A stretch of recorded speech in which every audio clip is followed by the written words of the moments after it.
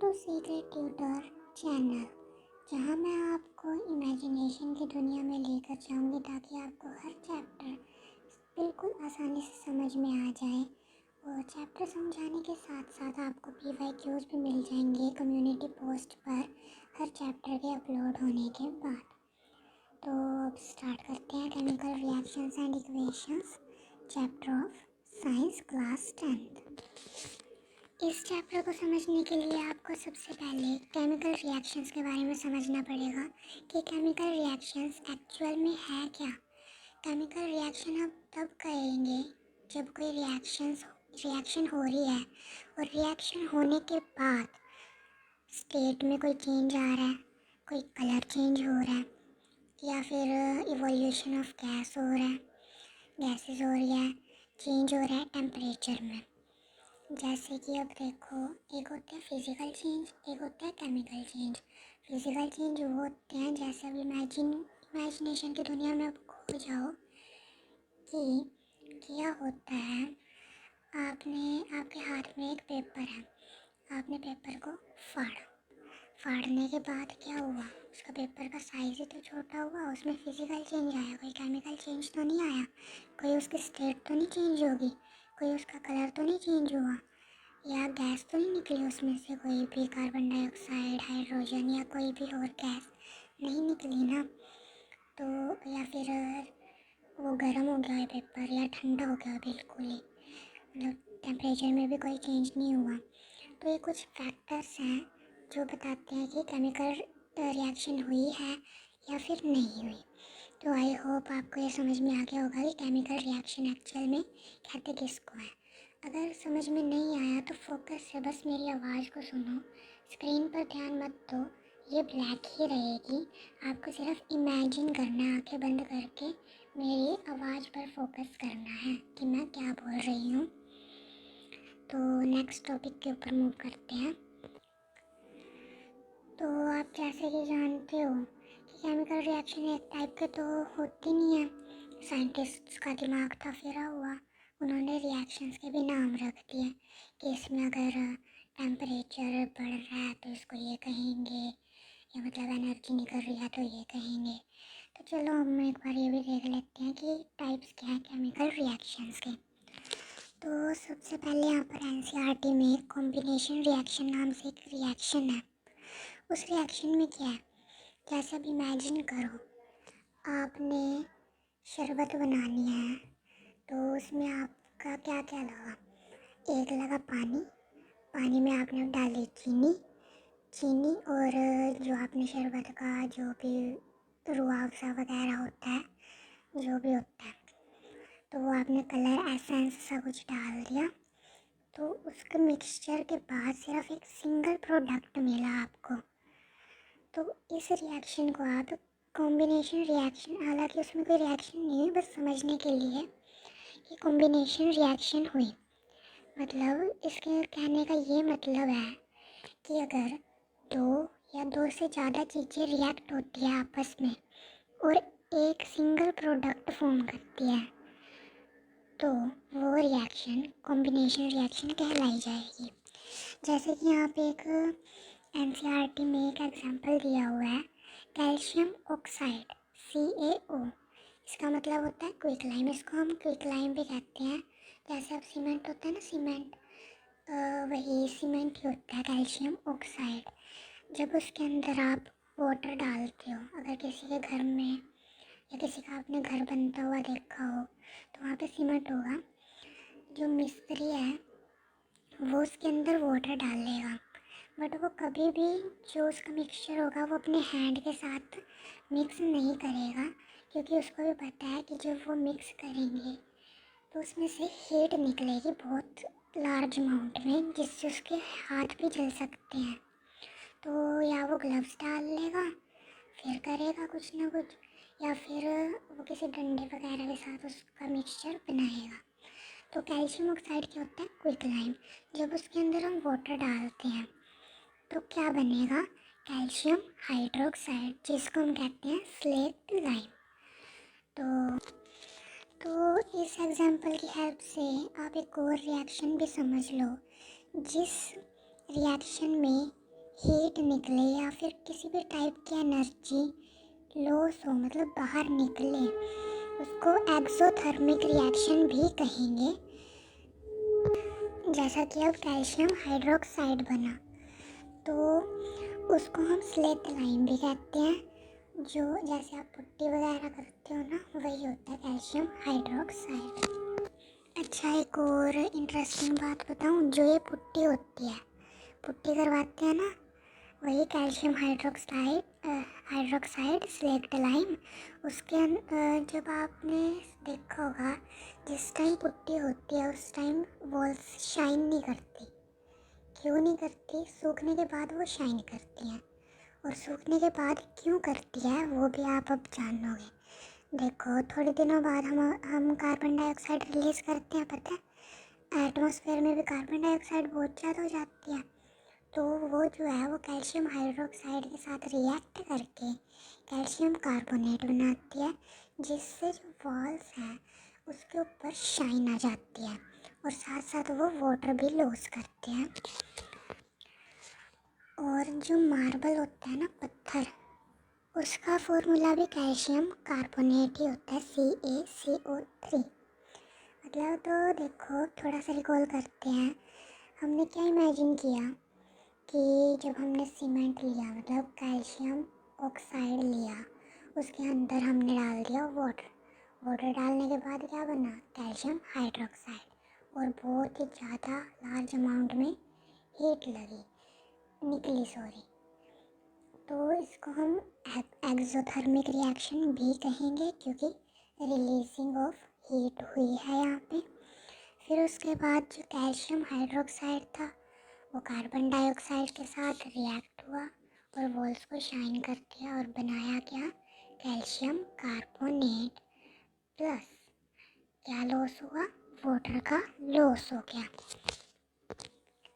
I hope कि आपको combination reaction समझ में आ गई होगी। अब देखो, जैसे आपने वाटर का फॉर्मूला, केमिकल फार्मूला सुना होगा, H2O।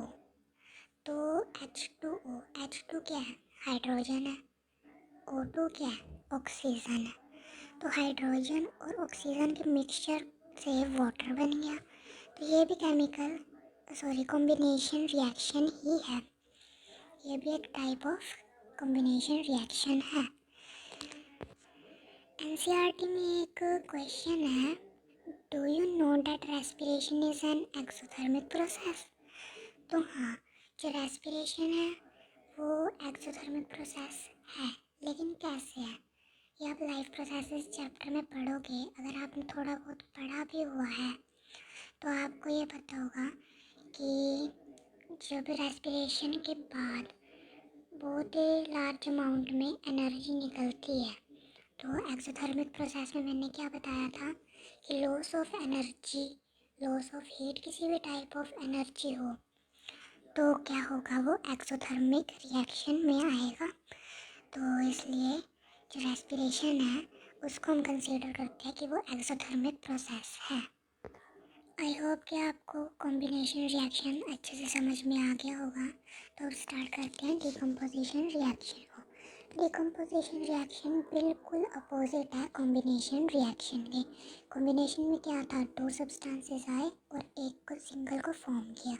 बट डिकम्पोजिशन रिएक्शन में क्या है?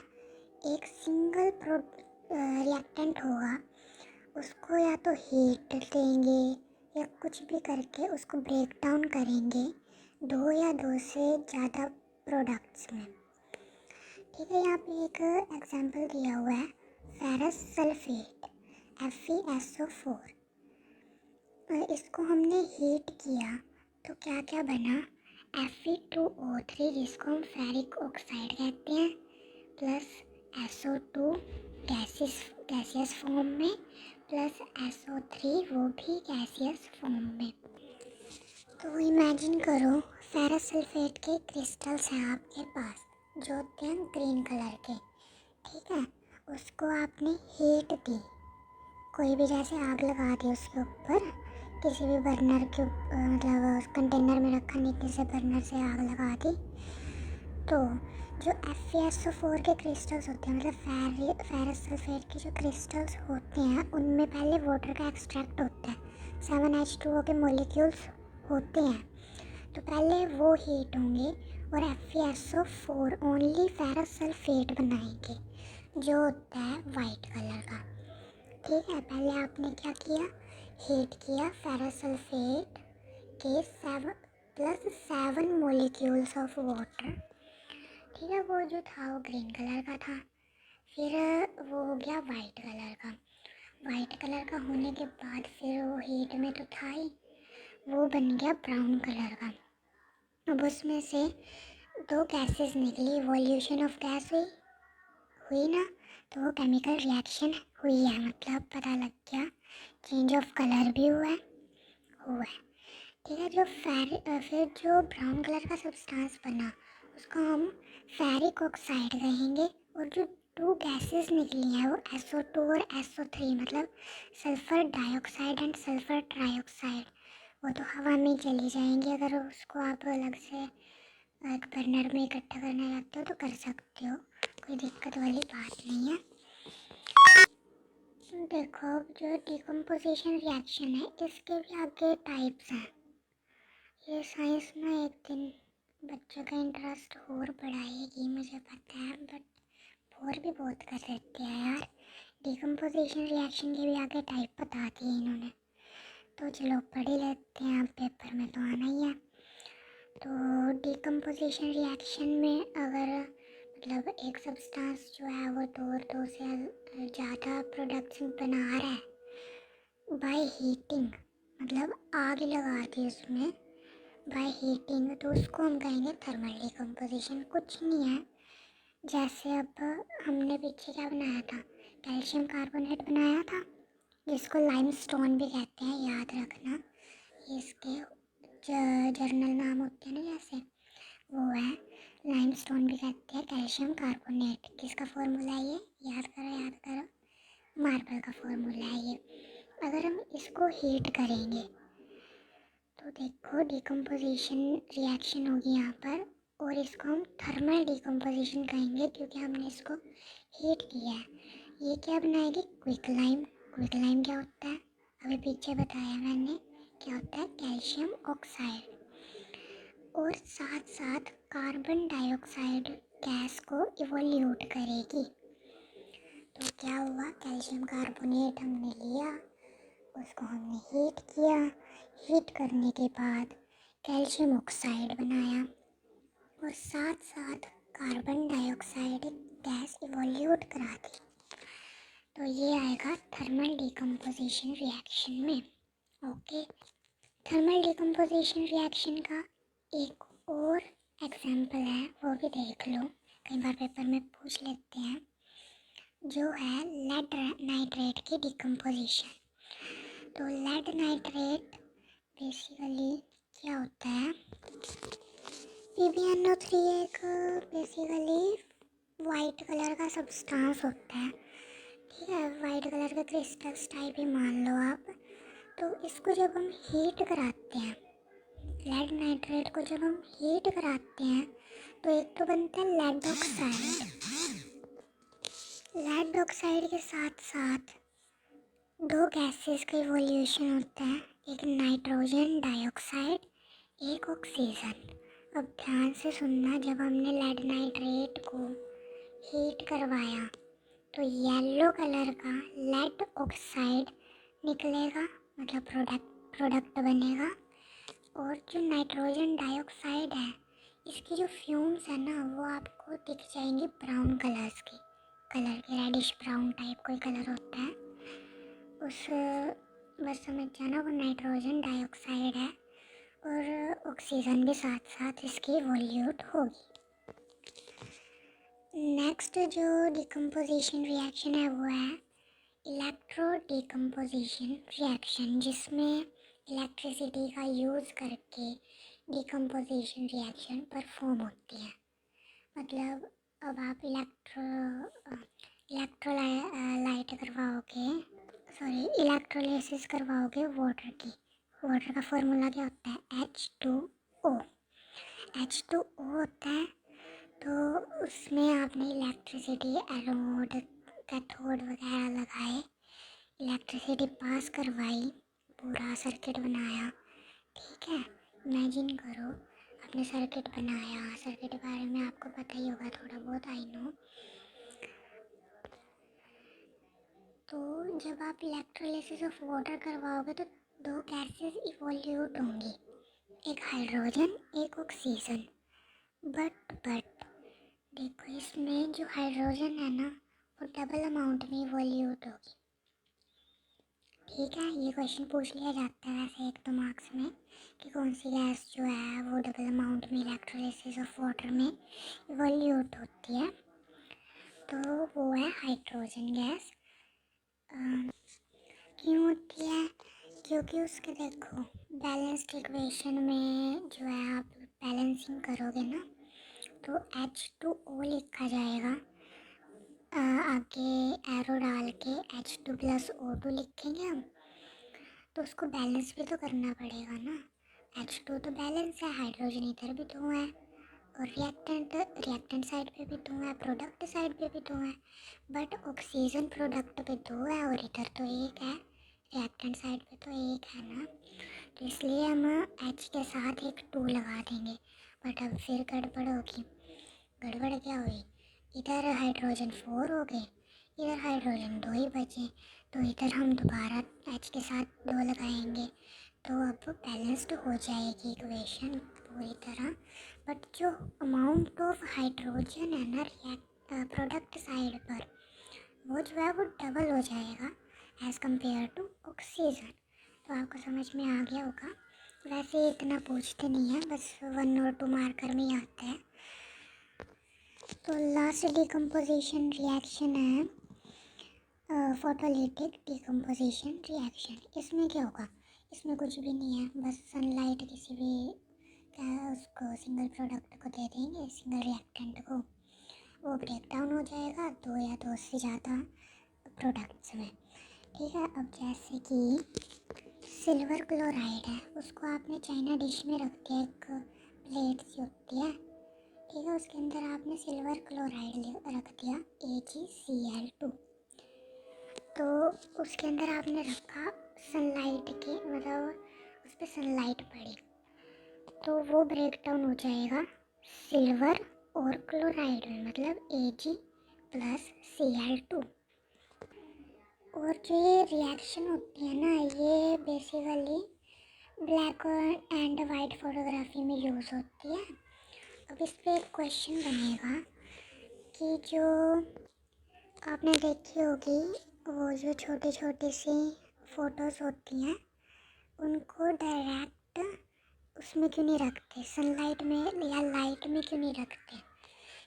बस वजह यही है, जो होते हैं वो जैसे सिल्वर क्लोराइड ऐसे ऐसे एलिमेंट्स की बनी होती है जो सनलाइट या फिर कोई किसी भी टाइप के लाइट से रिएक्ट करके ब्रेक डाउन हो जाते हैं अलग अलग एलिमेंट्स में, जो फिर वो ख़राब भी हो जाती हैं।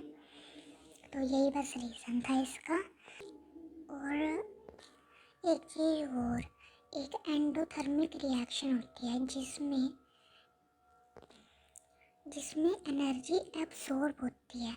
जैसे कि अब आपने डिकम्पोजिशन में देखा, थर्मल डिकम्पोजिशन में भी एब्सॉर्ब हुई है, निकली तो नहीं, एक्सोथर्मिक तो नहीं हुई प्रोसेस, एंडोथर्मिक प्रोसेस हुआ, तो उसको एंडोथर्मिक रिएक्शन भी कहेंगे। जैसे अब सनलाइट की एब्जॉर्प्शन, वो भी एक एनर्जी है, और इलेक्ट्रिसिटी की एब्जॉर्प्शन, वो भी एक एनर्जी है, एक टाइप की एनर्जी है। आई होप कि आपको अब तक की रिएक्शन समझ में आई हो। तो let's move to the next reaction which is displacement reaction. Displacement reaction समझने के लिए आपको थोड़ी बहुत रिएक्टिविटी सीरीज आनी चाहिए। थोड़ी बहुत क्या, अगर आप सारी भी कर लो तो काम ही आएगी। इस रिएक्शन में क्या होता है, जो सबसे हाईली रिएक्टिव मेटल होता है वो लेस रिएक्टिव मेटल को उसके सॉल्ट सॉल्यूशन से डिस्प्लेस करवा देता है। समझ में तो नहीं आई बात? कोई बात नहीं, पहली बार मुझे भी नहीं आई थी। अच्छा, कॉपर सल्फेट नाम का कोई सॉल्यूशन सुना? कॉपर सल्फेट के क्रिस्टल सुने हैं, ब्लू कलर के होते हैं, उसको वाटर में डाल दिया तो वो एक्वस मतलब सोल्यूबल हो गया, वो उसके अंदर अच्छे से घोल दो उसको, वो बन गया अब एक्वस सॉल्यूशन, मतलब सोल्ट इन सॉल्यूशन। उसको हम क्रिस्टल्स को हम सोल्ट ही कहेंगे एक टाइप का, तो वो एक्वस सॉल्यूशन बन गया। ठीक है। और वो जो सॉल्यूशन होगा ना वो ब्लू कलर का ही होगा। तो इस एक्सपेरिमेंट में क्या करना है, हमने जो आयरन नेल होती है ना, कील कील होती है ना, वो जो है वो सॉल्यूशन के अंदर डालनी है।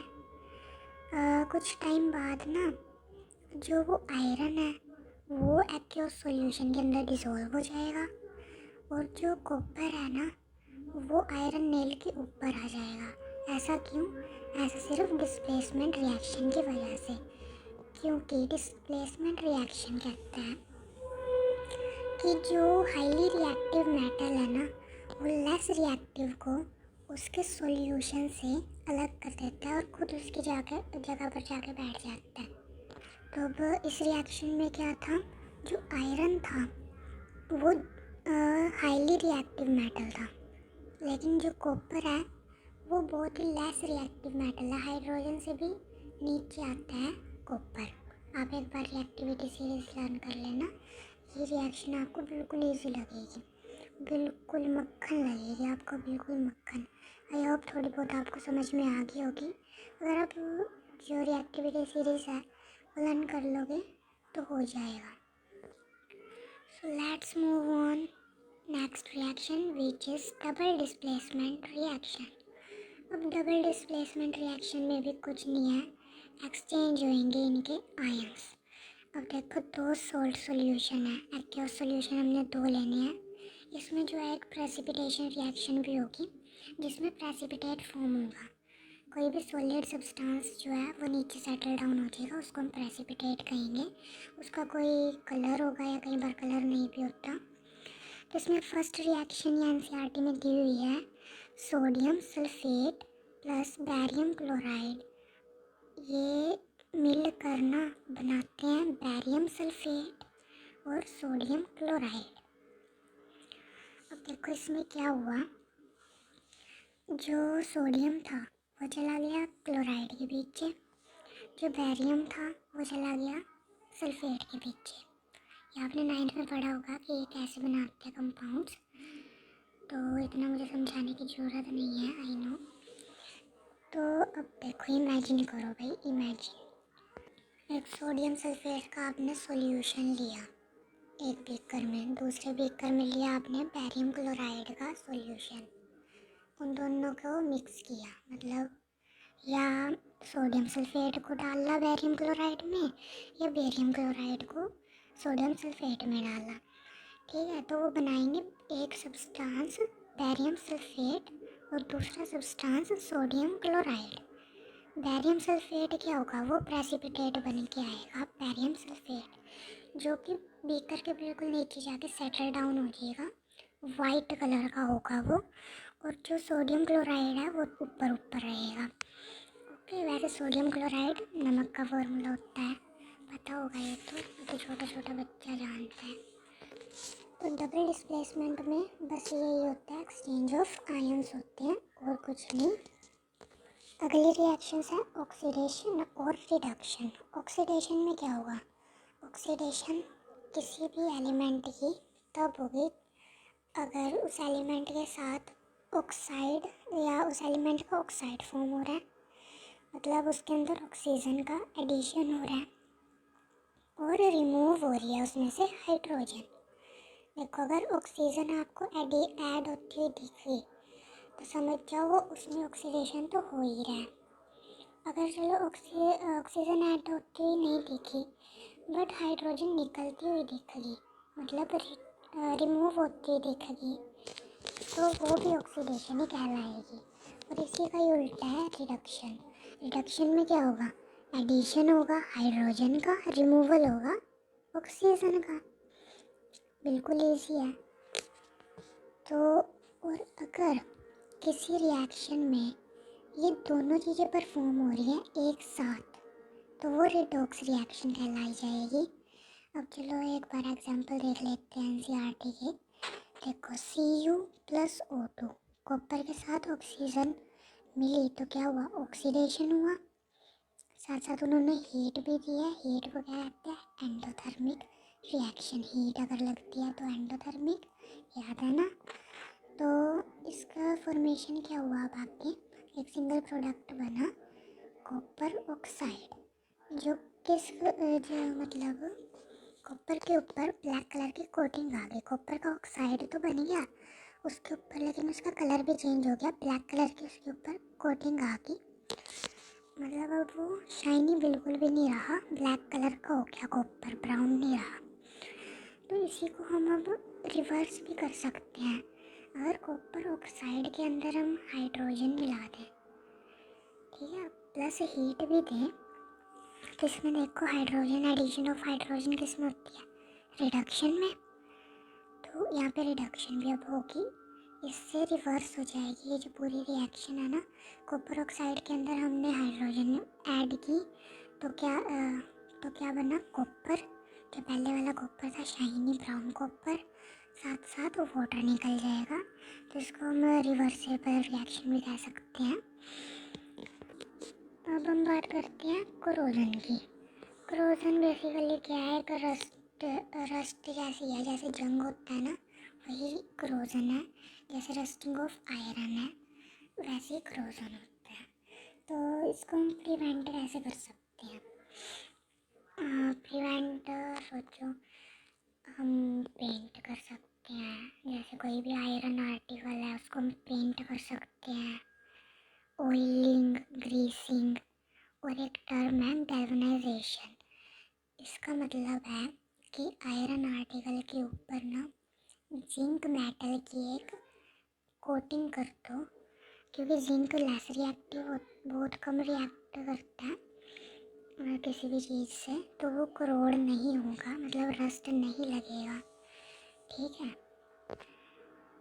तो क्या क्या है इसके करोजन के prevention, oiling, greasing, painting and galvanization. अब इस चैप्टर का लास्ट टॉपिक बचता है रेंसिडिटी। रेंसिडिटी में क्या होता है, जो फैट्स और ऑयल्स होते हैं ना फूड के, वो ऑक्सीडाइज्ड हो जाते हैं और मतलब रेंसिड हो जाते हैं, जैसे कि उनकी स्मेल ख़राब हो जाती है, टेस्ट बेकार हो जाता है। तो इसको हम प्रिवेंट करने के लिए क्या कर सकते हैं, एयर टाइट कंटेनर्स में रख सकते हैं, ताकि जो ऑक्सीडेशन है वो कम हो। क्योंकि अगर खुले में रखेंगे वहाँ पे ऑक्सीजन ज़्यादा अवेलेबल होगी और ऑक्सीडेशन बहुत जल्दी हो जाएगी। एडिशन ऑफ ऑक्सीजन, ऑक्सीडेशन, ठीक है, समझ में आ गया होगा अब तक तो। और या फिर उसको रेफ्रिजरेटर, फ्रिज वगैरह में रख सकते हैं, किसी ठंडे प्लेस पे रख सकते हैं ताकि ऑक्सीडेशन ना हो। तो आई होप आपको साइंस का फर्स्ट चैप्टर बहुत अच्छे से समझ में आ गया होगा। अब इट्स अ रिक्वेस्ट कि इस चैप्टर को पढ़ने के बाद आप मेरे दिए हुए PYQs बस कर लें, और जो NCERT के इन टेक्स्ट और एक्सरसाइज वाले क्वेश्चन हैं वो एक बार कर लें, तो आपका ये पूरा चैप्टर अच्छे से कंप्लीट हो जाएगा। थैंक यू फॉर वॉचिंग भी क्या, listen, thank you for listening. Please support my channel, it's my first video on YouTube. और ऐसी वीडियोस के लिए सब्सक्राइब करना ना भूलना। Okay, bye bye.